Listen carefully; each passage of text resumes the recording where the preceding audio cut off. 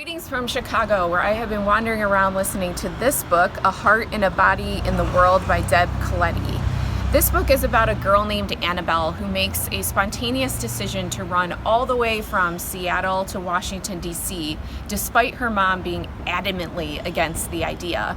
Virtually the entire book follows her journey on foot across country, which may sound dull, except along the way, certain things and people that she encounters trigger Annabelle's memories.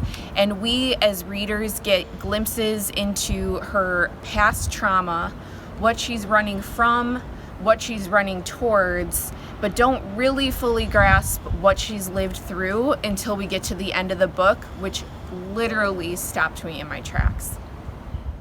Here are some photos I took while wandering around my neighborhood in Chicago while listening to this story. I happened to already have the audiobook checked out from the library before school officially closed, and it felt like one of those moments where you realize you're reading something at the perfect time, given the plot of the story and that Chicago and some of its suburbs are stopping points on Annabelle's journey.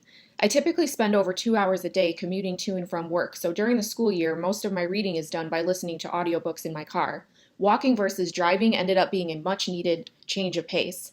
Even in an urban setting and despite a global pandemic, it gave me the opportunity to slow down and to notice and appreciate springtime, the plants, the animals, the colors, even a snow family in the park.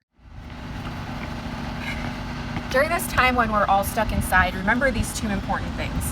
One, make sure you get outside and get fresh air. And two, you can still use your voice in creative ways to advocate for causes that are important to both you and the betterment of humanity.